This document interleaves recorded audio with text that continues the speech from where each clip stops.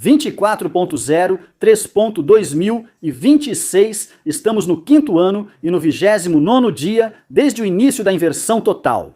Sejam bem-vindos, eu os cumprimento para o relatório de situação. No relatório de hoje, vamos analisar ataques mútuos. Também veremos ataques dolorosos à infraestrutura petrolífera russa, que estava muito longe da linha de frente, e muito mais. Ontem foi relatado um incêndio em um depósito de combustíveis e lubrificantes na cidade de Krim, na região russa de Rostov. Nas imagens, vê-se um grande incêndio com muita fumaça. Ainda não há informações oficiais sobre a causa, mas sabemos que houve um ataque de drones. O objeto atingido aparentemente é um depósito de chamados combustíveis e lubrificantes, ou seja, combustíveis como diesel ou gasolina, além de lubrificantes. Depósitos desse tipo são parte fundamental de toda a logística militar, pois garantem o abastecimento de veículos, geradores e outros equipamentos. Se você parar para pensar, quase tudo precisa de diesel, gasolina ou lubrificantes. Não importa se é um veículo, um gerador, um mastro, um radar ou uma posição, como por exemplo, uma posição de defesa antiaérea. Tudo o que pode se mover precisa de lubrificantes ou de combustíveis, e no pior dos casos, até dos dois. E sem eles, a vida útil é drasticamente reduzida ou até impede completamente o uso. A região de Rostov tem uma função muito especial, pois fica bem na fronteira com a Ucrânia e é responsável por cerca de 70 a 75% de todo o suprimento para os soldados russos na Ucrânia. Da mesma forma, também é considerada uma área de retaguarda para as forças russas. A partir daqui, passam importantes rotas de abastecimento em direção à linha de frente. Por isso, instalações desse tipo têm, em princípio, importância operacional. Ontem, surgiram as primeiras imagens nítidas dos danos no solo após ataque de drones ucranianos ao porto russo de Primorsk. Imagens mostram instalações pegando fogo no depósito de petróleo, com muita fumaça, como já vimos em outro local.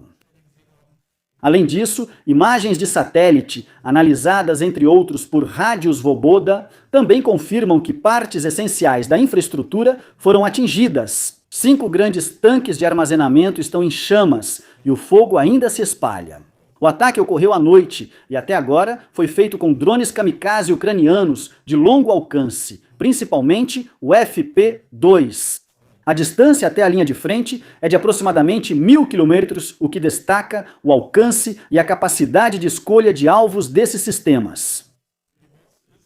O principal porto russo de petróleo no Mar Báltico e ponto central de exportação de petróleo bruto. Com uma capacidade anual de até 75 milhões de toneladas, a instalação é um dos principais pontos de conexão para a exportação de energia russa para a Europa e também para o mercado mundial.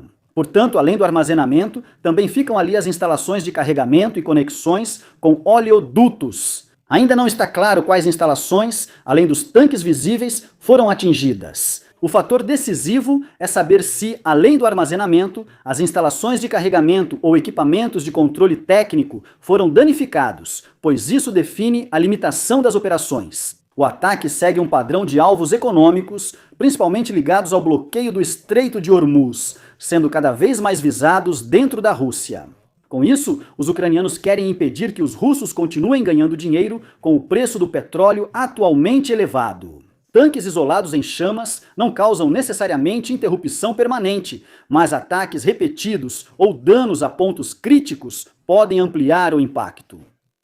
Forças ucranianas do Regimento de Assalto Safari, que fazem parte da Brigada Conjunta de Ataque Liud, da Polícia Nacional, conseguiram destruir uma posição russa na região de Konstantinivka, com minas antitanque.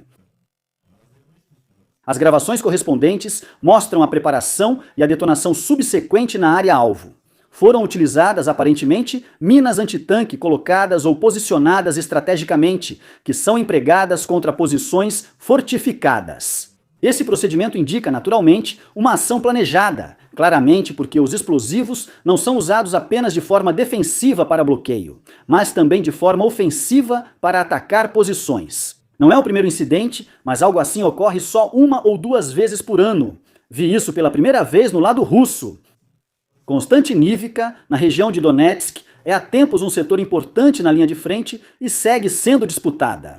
Os combates em Bakhmut e nas linhas de defesa próximas voltam a receber atenção especial. Os combates nessa área costumam envolver pequenas operações táticas, focadas em atacar e neutralizar posições individuais. O uso de minas na linha de frente, especialmente dessa forma, indica curta distância, improvisação e uma certa mobilidade das forças empregadas. Relatórios recentes apontam novo deslocamento na linha de frente. As áreas mais atingidas são os trechos na transição para Dnipropetrovsk e ao norte de Kujapoli, ao longo do rio Janchur. Nessas regiões, territórios antes sob controle russo já não são seguros e agora são considerados disputados ou retomados pela Ucrânia. Ainda não marquei no mapa de situação, pois aguardo mais geolocalizações, mas os relatos já aumentam bastante. Isso mostra a pressão constante das forças ucranianas sobre as linhas russas, especialmente em Kujapoli, onde há combates de movimento há algum tempo. Mudanças no controle de rios, como o Janchur, afetam rapidamente posições defensivas locais, pois o terreno natural costuma servir de referência para as linhas. Os avanços contínuos indicam que as contra-operações ucranianas nesse setor não foram interrompidas. Na verdade, ocorre uma erosão gradual das posições russas, focando menos no avanço rápido e mais no enfraquecimento e deslocamento da linha de frente. Se olharmos isso com atenção no mapa, vemos novamente as duas linhas de defesa, incluindo aqui a linha entre a colina 133 e a 154. A propósito, a colina 133 está muito fortificada. Mas os russos, como pudemos ouvir nos últimos relatórios de situação, já conseguiram novamente se posicionar ao pé da colina e estão pressionando bastante os ucranianos aqui. Eles têm vantagem de forçarem um funil, mas ao norte a situação é diferente. Na contraofensiva ucraniana, quase não há mudanças. Supõe-se que eles já tenham chegado em algum lugar aqui embaixo, mas ainda não tenho nenhuma prova disso. Portanto, não vou poder alterar isso no mapa de situação. A empresa russa Bureau 1440 recebeu o lançamento dos primeiros 16 satélites do projeto Hasfeld 3. Trata-se de uma rede de comunicação planejada em órbita, que é considerada funcionalmente como o equivalente russo ao Starlink. O objetivo do programa é construir uma constelação própria de satélites para comunicação de banda larga.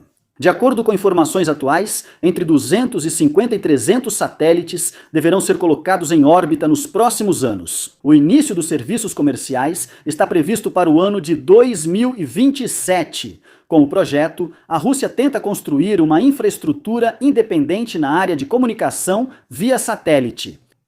Sistemas assim não só fornecem internet civil em áreas remotas, mas também são importantes militarmente para a comunicação, coordenação e transmissão de dados em zonas de operação. Isso falta aos russos agora, claramente visível na linha de frente. O alcance atual, com 16 satélites lançados até agora, marca uma fase inicial de desenvolvimento, mas, para uma cobertura ampla e eficiente, são necessárias constelações significativamente maiores, como já existem em sistemas semelhantes. Assim, a velocidade da expansão futura será um fator decisivo para a real capacidade operacional. Em uma reunião recente, Putin admitiu que a dinâmica da economia russa piorou no início de 2026. Nos vídeos divulgados, é possível ver como ele avalia as medidas correspondentes e também tenta melhorar a situação econômica. Os representantes do governo e responsáveis presentes reagiram de forma reservada. Medidas concretas ou causas estruturais não foram detalhadas na reunião. Em vez disso, tudo permanece em uma exigência geral por uma estabilização ou melhoria do desenvolvimento econômico, sem mencionar a solução para isso. O contexto é crucial. A Rússia segue pressionada por sanções ocidentais e dedica muitos recursos a uma guerra aparentemente interminável. Ambos afetam o nível central da economia, desde a produção industrial até os investimentos e as prioridades orçamentárias do Estado. E com isso, agradeço pela visita de vocês. Um agradecimento especial vai para um treinador voluntário, que é, no final das contas, Ferdi Meyerhofer. Não se esqueçam de se inscrever, curtir e comentar, e até o próximo relatório de situação.